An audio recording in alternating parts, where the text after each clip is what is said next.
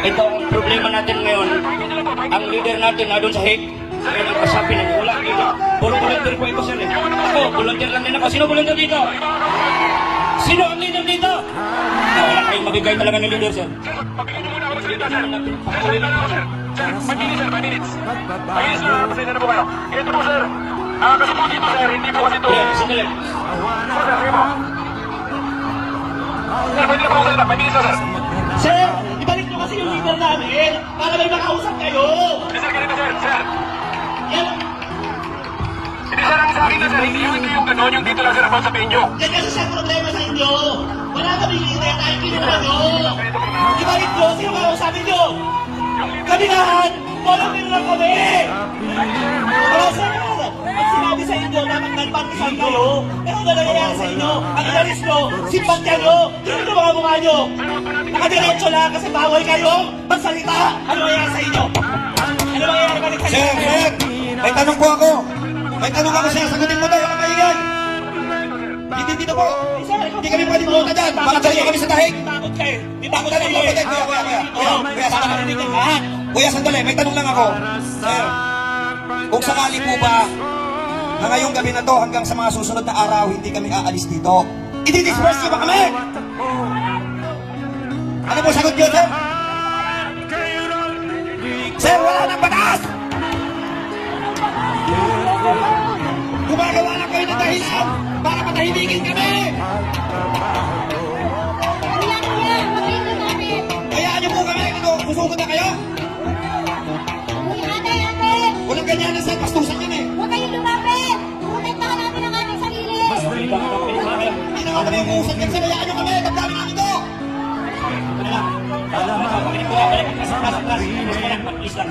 Makinig mo na kayo sa akin. Ito, hayaan mo na lang sila yan. Meron din sila mga direktiba. Let them do their job. And tonight, let us be heard. And let us do what we can do to save our leader.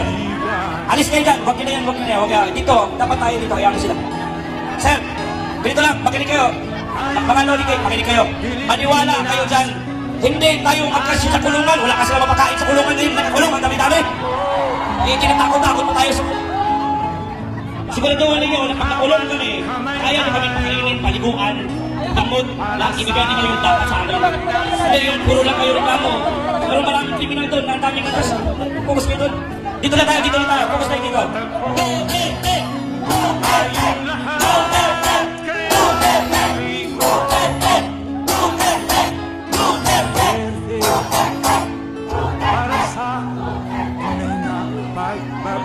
Why Sino ang nakamemorize ng I'm kanta? here? Because I love my Kanina, country naalala and niyo I ba love yung matang people. tinuro ko? Sige, bigyan niyo. Pwede bang makikita yung isang single dyan? Tandaan niyo yung sinabi ko kanina, bawal tayong mag-trigger ng gulo. Please lang. Okay? Bawal tayo mag-trigger ng gulo. Kaya, Okay, layo na. dito lang kayo. Huwag niyo na yan. Hindi para dyan ang rally natin. May rally ito. Huwag na huwag kayo mag-engage. Okay, yan yung hinahanap ng mga kasama ng iba. Focus lang tayo dito. Huwag niyo Kasi, kaya magkaroon ng butas sa mga yan. Yes, Wala pagka- tayong ginagawang masama dito. wala. Huwag niyong patulan. Kasi pagka tayo'y pumatol, nagkaroon sila ng rason na may puwersa. Sinong talo? Pero pag hindi natin patulan, tuloy tayo. Sinong narinig at nanalo? Tayo! Sandali! Mga kapatid, ano? Makinig! Makinig! Mga kapatid, kaya tayo nandito. Humihingi tayo ng katarungan. Makinig! Ipakita natin na tayo ay sibilisado. Hindi tayo mag-uumpisa ng anumang gulo. Hindi tayo nandito para maggulo. Ay, makinig! Dito po tayo ang pinakikiusap lamang natin sa pambansang pulisya. Sir, Sa kanilang Hindi, ganito po, sir. Sir, akit kayo sa stage, dito tayo mag-usap. Okay ba yun? Dito sa stage, dito tayo, sir. mga kapatid!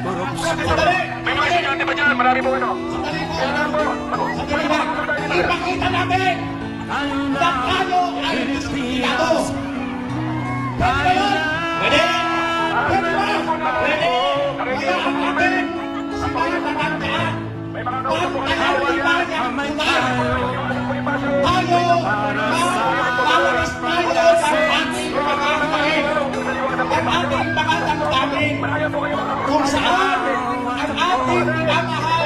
ating Pangulo ay duble at kilala sa kanyang lahat. Wala pong masama sa mga ginagawa natin. Walang masama. At wala din tayong dapat na ikatakot. Huwag po tayong matakot. Sapagkat hanggang hindi tayo lumalabag sa batas, hindi tayo pwede hulihin. Hindi tayo pwede ibahin. Sapagkat wala tayong ginagawang masama. Hindi masama ang naglalabas ng hinain. Tandaan natin yan. At ito ay kinagarantiyan ng ating konstitusyon. Huwag po tayo makikipagtalo. Dito po tayo. Mag-concentrate po tayo sa ating ginagawa. Wala pong dahilan para tayo ay makikipagtalo sa ating kapansang pulisya. Hayaan natin sila dyan.